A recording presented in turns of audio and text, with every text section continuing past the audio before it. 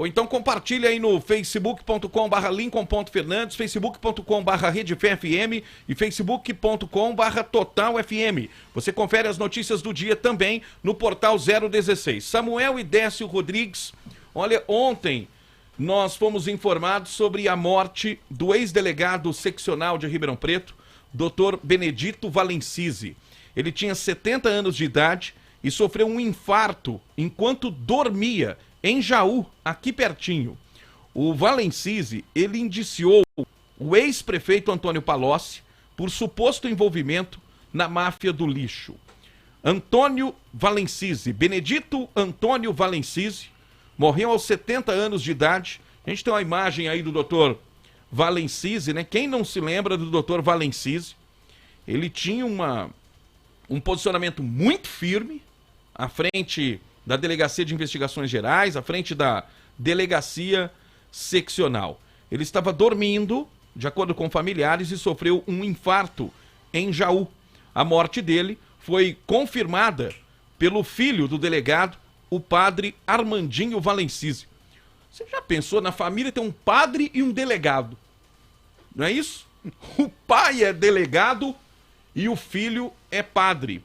Dizem o seguinte, ô Luciano e Décio Rodrigues, que cidade não é cidade, não pode ser considerada cidade se não tiver a figura do prefeito, do padre e do delegado, não é, ô Samuel? Exatamente. Aí não é cidade, viu, ô Décio? Se não, porque você chega na cidade, quem que é o delegado? Né? Quem que é o xerife? Já tem a figura ali. Quem que é o padre? Já vão te falar. Né? E, obviamente, o prefeito. No caso da família Valencisi, já tinha o padre e o delegado. Faltava o prefeito. Olha o doutor Valencisi aí, né, gente? Olha, eu vou falar pra vocês, hein? Eu gostava desse delegado, viu, Samuel?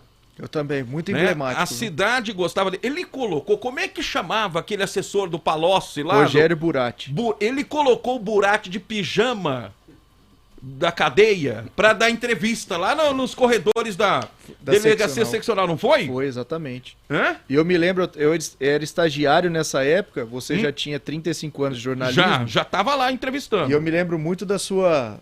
Da entrevista que você fez com o Rogério Buratti, porque aquela cena foi constrangedora, né?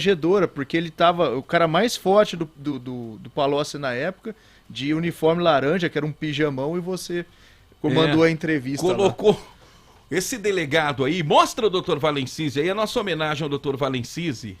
Ele ganhou muita evidência em nível nacional, porque foi o delegado que atuou na investigação da máfia do lixo, que tinha como suspeito o ex-prefeito de Ribeirão Preto, Antônio Palocci.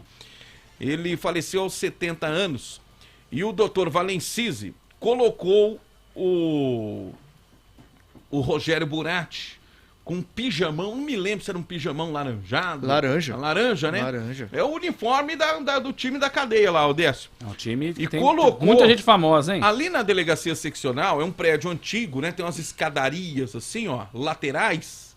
E a imprensa ficou lá embaixo, cercando o Rogério Buratti. E o doutor Valencisi deu uma facilitada na vida da imprensa. Né, mas esses caras aqui roubaram a cidade, não vão se esconder, não.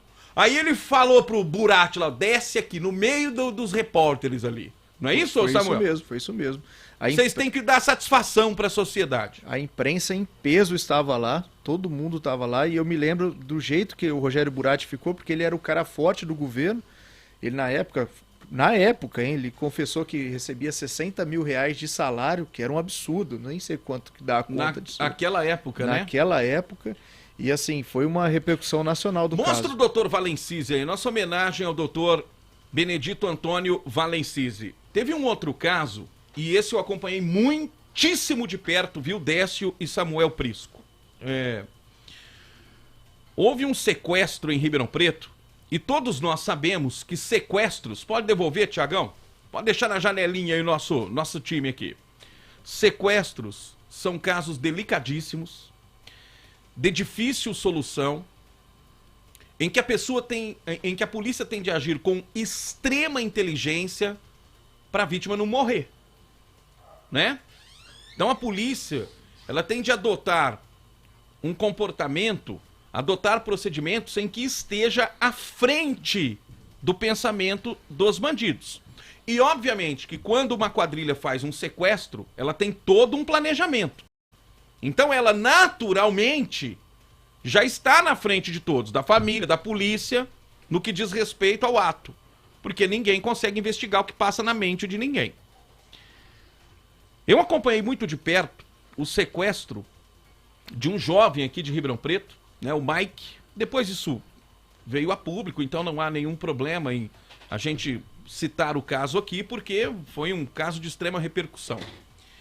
Quando a equipe do Dr. Benedito Valencisi, a equipe da DIG, Delegacia de Investigações Gerais, eu me lembro de muitos policiais, inclusive o Zago, que hoje já deve estar até aposentado, descansando, que era um policial muito incisivo.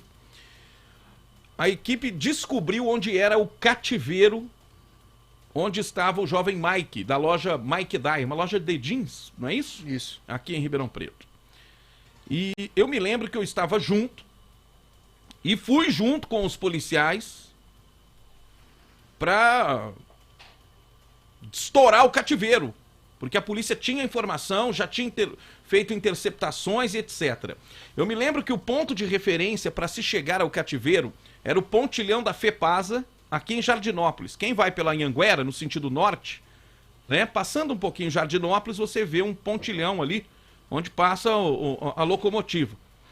Entrando ali, passando por baixo daquele pontilhão, se chegava ao cativeiro no meio do canavial e etc. E eu me lembro, eu atuava no Clube Verdade, o cinegrafista Jorge Zamarioli, que hoje está na TV Record, estivemos junto com a polícia quando estourou o cativeiro.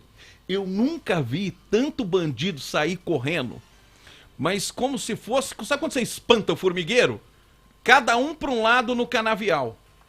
E a polícia, obviamente, que foi prendendo, teve tiroteio e etc. E conseguiu salvar o Mike, que àquela altura estava colocado numa situação humilhante, amarrado pelas pernas, com a perna para cima, ele estava deitado em um colchão, com a perna para cima e uma corda amarrada em um caibro, porque era uma casa muito antiga. E a polícia salvou o Mike naquela ocasião, liderada pelo Dr. Valencisi. Prendeu os sequestradores e isso marcou muito. Agora, não foi na mesma proporção, não foi tão marcante quanto o reencontro do Mike com os pais, que foi dentro de uma sala da delegacia seccional, quando os pais puderam reencontrar o filho. Então, olha o resultado de um trabalho policial bem feito. Preservação de uma vida, preservação de uma família. E a responsabilização de quem cometeu o ato, no caso, os sequestradores. Né? Dr. Valencisi, um dos muitíssimos